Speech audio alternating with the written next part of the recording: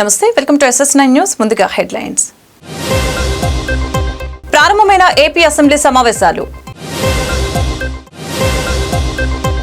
Assembly gate వద్ద పోలీసులతో జగన్ వాగ్వాదం. క్రికెట్ దిగ్గజం జెఫ్రీ బాయ్కాట్, పరిస్థితి విషమం. ఆంధ్రప్రదేశ్ అసెంబ్లీ సమావేశాలు సోమవారం ప్రారంభమయ్యాయి. ఉదయం 10 గంటలకి గవర్నర్ అబ్దుల్ నజీర్ ఉభయ సభల్ని ఉద్దేశించి ప్రసంగించారు. కొత్తగా సభకు ఎన్నికైన సభ్యుల్ని అభినందిస్తూ కూటమి ప్రభుత్వానికి శుభాకాంక్షలు తెలిపారు. రాష్ట్రంలో శాంతి భద్రతలు క్షీణించాయని వైసీపీ ఎమ్మెల్యేలు సభలో నిరసన వ్యక్తం చేశారు. నల్ల కండవాలతో సభకు హాజరైన జగన్, వైసీపీ ఎమ్మెల్యేలు గవర్నర్ ప్రసంగాన్ని అడ్డుకున్నారు. సేవ్ డెమోక్రసీ అంటూ నినాదాలు చేస్తూ సభలో గందరగోళం సృష్టించారు. అయితే వైసీపీ ఎమ్మెల్యేల నినాదాల మధ్య గవర్నర్ అబ్దుల్ నజీర్ తన ప్రసంగాన్ని కొనసాగించారు.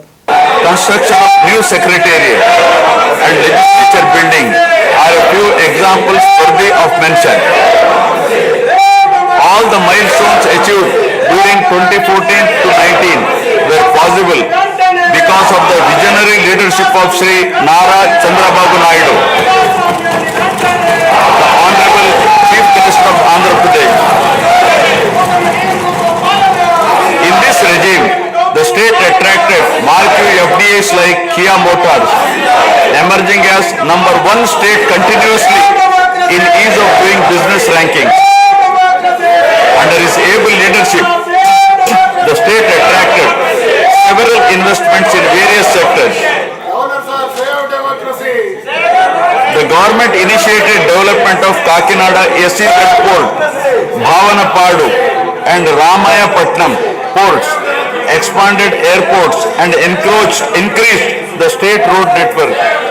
The development of infrastructure was balanced with welfare measures such as increase in old age pension, farm loan waiver, scholarships to students, construction of houses, etc. These development and welfare measures led to compound annual growth of 13.5% between 2014 to 19.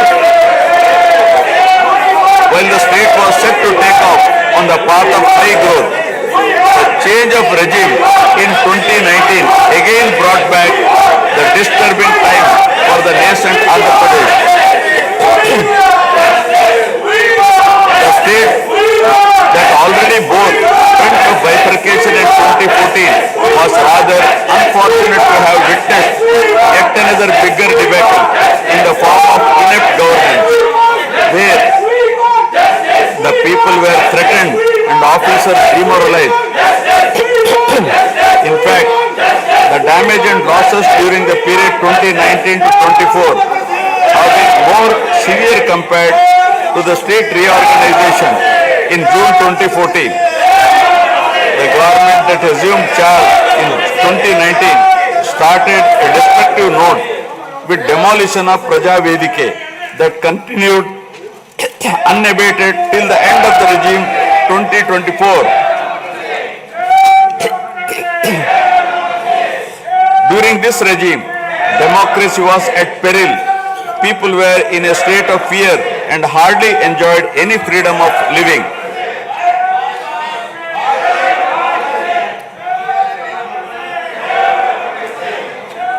The regime revenge politics had severely hampered the state's prospects for prosperity and growth. Even the Honorable High Court of Andhra Pradesh had sought to convene a judicial inquiry into whether there is a constitutional breakdown in the state. The biggest damage was done to the brand AP. No noteworthy companies came forward to invest in the state. The corrupt practices at all levels, coupled with weaponization of instruments of governance across revenue earning departments for personal gains, sabotaging of checks and balances, made several state institutions and private companies defunct and forced the existing enthusiastic investors and entrepreneurs to move out of Andhra Pradesh to other states. AP assembly సమావేశాలు ప్రారంభమయ్యాయి. Assembly సమావేశాలు నిరసన తెలిపేందుకే YCP అధినేత జగన్ తన party ఎమ్మెల్యేలతో కలిసి నల్లకండువాలు బ్యాడ్జీలతో వచ్చారు. వీరిని పోలీసులు అసెంబ్లీ గేటు వద్దే అడ్డుకున్నారు. ప్లకార్డ్స్ తీసుకువెళ్లడంపై అభ్యంతరం వ్యక్తం చేశారు. ఈ క్రమంలో జగన్ కు పోలీసులకు మధ్య వాగ్వాదం చోటు చేసుకుంది. పోలీసుల తీరుపై జగన్ మండిపడ్డారు. ప్లకార్డుల్ని లాక్కొని చింపేసే హక్కు ఎవరిచ్చారని జగన్ ప్రశ్నించారు. అధికారం ఏ పార్టీకి శాశ్వతం కాదని చెప్పారు. రాష్ట్రంలో అరాచక పాలన సాగుతుందని మండిపడ్డారు. ప్రజాస్వామ్యాన్ని కాపాడటమే ముఖ్యమని చెప్పారు. ప్లకార్డుల్ని ఆపాలని ఎవరు ఆదేశించారని ఆగ్రహం వ్యక్తం చేశారు.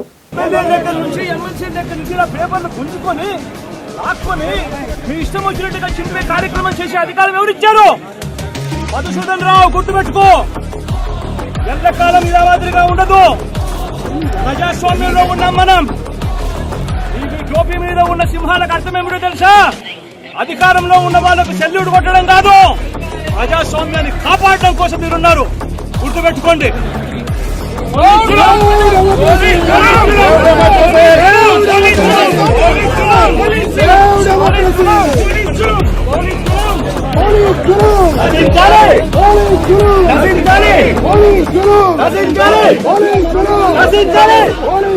గుంటూరు నవభారత్ నగర్ 1వ లైన్ 2వ అడ్డ రోడ్లో ఈ రోజు సీసీ రోడ్డు, సీసీ డ్రైన్స్ ను కార్పొరేటర్ బుజ్జిగారు ఆధ్వర్యంలో గుంటూరు పశ్చిమ నియోజకవర్గ ఎమ్మెల్యే గల్లా మాధవి శంకుస్థాపన చేశారు. ఈ ఏరియాలో ప్రజలు ఎన్నో సమస్యలు ఎదుర్కొంటున్నారని, రోడ్లకి డ్రైన్లకి నోచుకోలేని పరిస్థితిలో ఉందని, త్వరలో అన్ని సమస్యలకి పరిష్కారం చేస్తామని మాధవి తెలిపారు. ఈరోజు నవభారత్ నగర్ 1వ లైను 2వ అడ్డ రోడ్లో సీసీ రోడ్డు ఇంకా సీసీ డ్రైన్స్ శంకుస్థాపన చేసుకోవడం జరిగిందండి. దీనికి బుజ్జిగారు కార్పొరేటర్గా వ్యవహరిస్తూ ఉన్నారు. ఎన్నో సంవత్సరాల నుంచి రోడ్లకి డ్రైన్లకి నోచుకోకుండా ఈ విద్యానగర్ ప్రాంతము లేదంటే యావత్ గుంటూరు పశ్చిమ నియోజకవర్గం కూడా ఉన్నది. అయితే ఇప్పుడే మన గవర్నమెంట్ ఫామ్ అయిన కొద్ది రోజుల్లోనే ప్రతి ఒక్క పని మీద దృష్టి పెట్టి రోడ్లు, డ్రైన్లు, అలాగే మనకి కరెంట్ లైన్లు ఇవన్నీ కూడా చూడటం జరుగుతుంది. డ్రైనేజీ వ్యవస్థ కూడా చాలా అస్తవ్యస్తంగా ఉన్న పరిస్థితుల్లో దాని మీద ఎక్కువ దృష్టి సారించడం జరిగింది. అయితే ఈ ఏరియాలో వాటర్ కూడా లేని పరిస్థితి, బాగా ప్రజలు ఇబ్బంది పడుతున్న పరిస్థితి టైలెండ్ ఏరియా అవ్వడం వల్ల దానికి కూడా ఒక వారం రోజుల్లో ఆ సమస్య కూడా పరిష్కారం అవుతుందని చెప్పి ఇక్కడ స్థానికంగా హామీ ఇవ్వడం జరిగింది. అయితే రోడ్డు, డ్రైను ఇలాంటివి ఇంకా ఎన్నో లోపల లైన్స్ ఉన్నాయి. వాటన్నిటికి కూడా ఎస్టిమేషన్స్ వేయించి కమిషనర్ గారికి మొన్న అందజేయడం జరిగింది. అవి కూడా చాలా త్వరలోనే ప్రారంభం అవుతాయని చెప్తున్నాను. గురు పౌర్ణమి పర్వదినాన్ని పురస్కరించుకుని పల్నాడు జిల్లా అమరావతి మండలం వైకుంఠపురంలో ఉన్న భగవాన్ శ్రీ వేదవ్యాస సనాతన ధర్మక్షేత్రాన్ని ఆదివారం అవనిగడ్డ ఎమ్మెల్యే మండలి బుద్ధప్రసాద్ దంపతులు, ఏపీ హైకోర్టు రిటైర్డ్ న్యాయమూర్తి ఆకుల వెంకట శేషసాయి గారి దంపతులు దర్శించుకున్నారు. ధర్మక్షేత్ర వ్యవస్థాపకులు భవగ్ని గురూజీతో కలిసి నూతన ఆధ్యాత్మిక రచనలు ఆవిష్కరించారు. ధర్మక్షేత్రంలో వేదవ్యాస మహర్షి సన్నిధిలో ప్రత్యేక పూజలు జరిపించుకున్నారు. ఈ సందర్భంగా ఆశ్రమంలో భవగ్ని గురూజీ ఆధ్వర్యంలో జరిగిన గురు పౌర్ణమి వేడుకల్లో వేలాది భక్తులు పాల్గొన్నారు.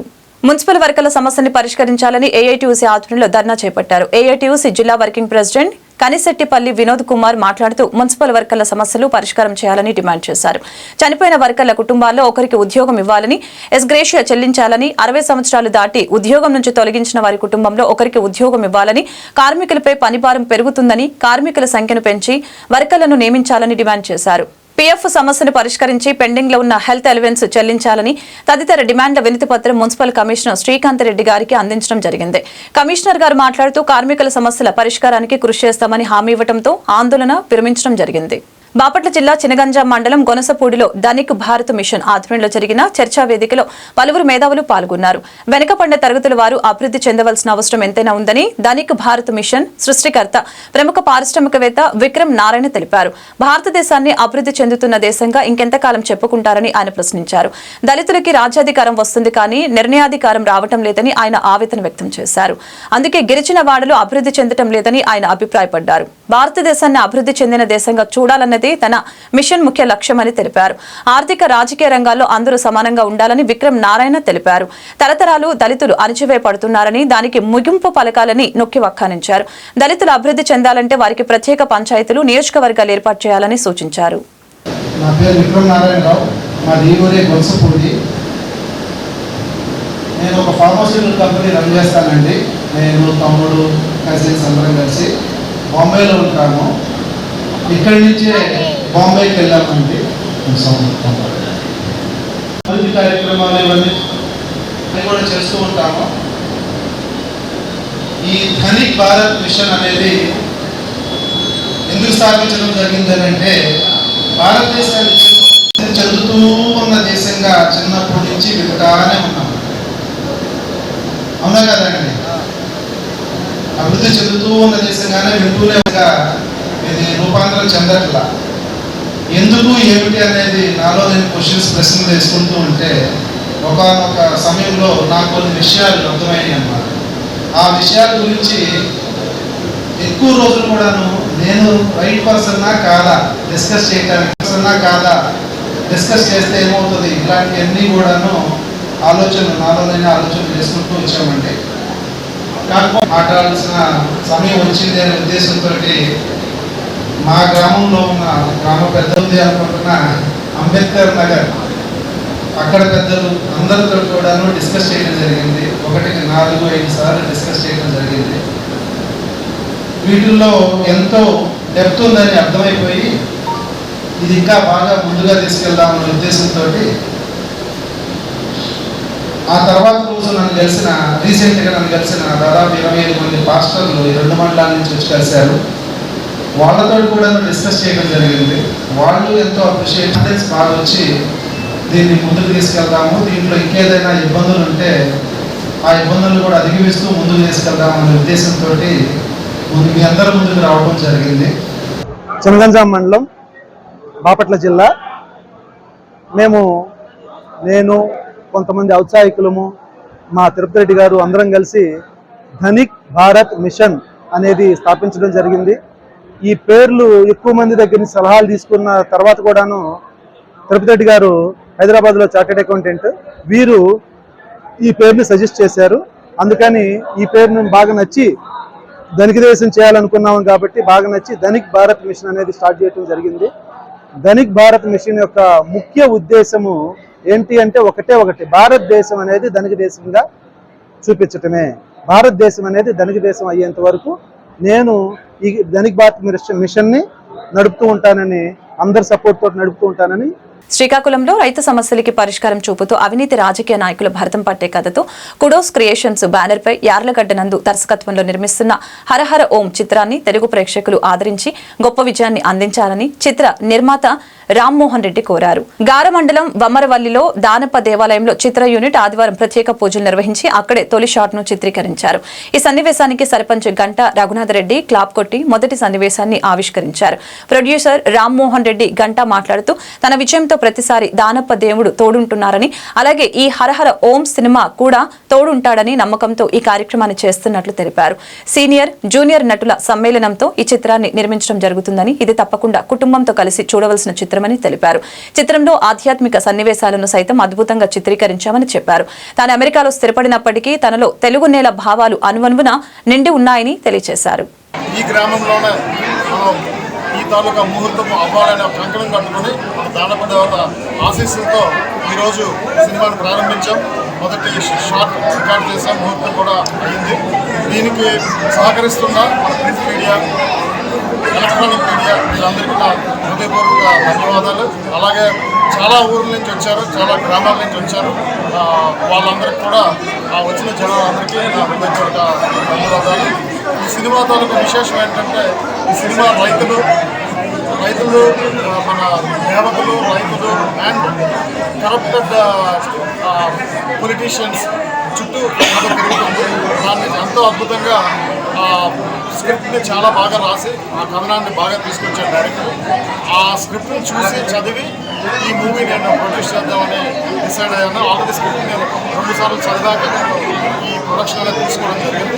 ఈ ప్రొడక్షన్ కోసమే మేము యూఎస్ నుంచి వచ్చి మన షూటింగ్ లొకేషన్స్లో ఒక 2-3 వారాలు ఉండి ఒక మంచి కథనంతో శ్రీ నందు యార్లగడ్డ గారి దర్శకత్వంలో నిర్మాత ఈ శ్రీకాకుళం గ్రామ వాస్తవ్యులు రామ్మోహన్ రెడ్డి గారి నిర్మాణ సాధనంలో ఒక మంచి చిత్రంగా నిర్మితమవుతున్న హరహరవం ఈ సినిమాకి మాకు ఎంతగానో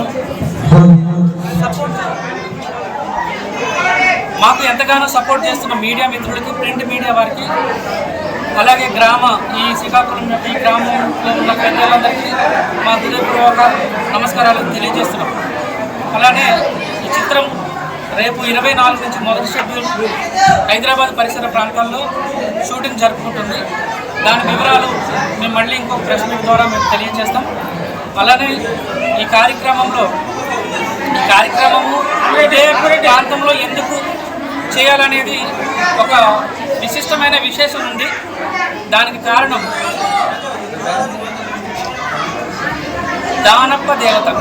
యాక్చువల్లీ మన ప్రొడ్యూసర్ రామ్మోహన్ రెడ్డి గారికి వాళ్ళ కులదైవం గ్రామదైవం అయినటువంటి ఈ దానప్ప దేవత దగ్గరికి వచ్చి వారికి ఎంతో సెంటిమెంట్గా సినిమా ముహూర్తం ఇక్కడ ప్రారంభించి ఎలాంటి ఆటంకాలు రాకుండా అమ్మవారి దీవెనలు సినిమాపై ఈ సినిమా బృందంపై ప్రతి టెక్నీషియన్పై ఉంటాయనే నమ్మకంతో మేము హైదరాబాద్ నుంచి యాక్షన్ ద్వారా నటులు దర్శకత్వ పర్యవేక్షణలో ఉన్న అందరూ డిపార్ట్మెంట్ వాళ్ళందరూ కూడా ఇక్కడికి వచ్చి షూటింగ్ని శుభప్రదంగా ప్రారంభించాం.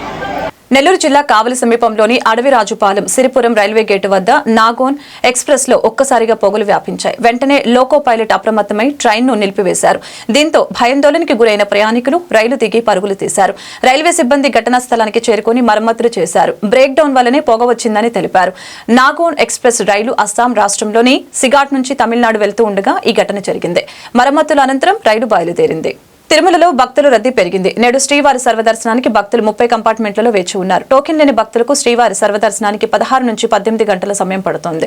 శ్రీవారిని 75,963 మంది భక్తులు దర్శించుకుని మొక్కులు చెల్లించుకున్నారు. 26,956 మంది భక్తులు స్వామివారికి తలనీలాలు సమర్పించారు. నిన్న శ్రీవారి హుండీ ఆదాయం 3.99 కోట్ల రూపాయలు వచ్చినట్లు టీటీడీ వెల్లడించింది. బంగారం వెండి ధరలు నేడు స్వల్పంగా పెరిగాయి. దేశ రాజధాని ఢిల్లీలో 22 క్యారెట్ల 10 గ్రాముల బంగారం ధర 67,850 రూపాయలు ఉండగా 24 క్యారెట్ల 10 గ్రాముల బంగారం ధర 74,000 రూపాయలుగా ఉంది. హైదరాబాద్ విజయవాడలో 22 క్యారెట్ల 10 గ్రాముల బంగారం ధర 67,700 రూపాయలు ఉండగా 24 క్యారెట్ల ధర 73,850 రూపాయలుగా ఉంది. వెండి ధరలు పెరిగాయి.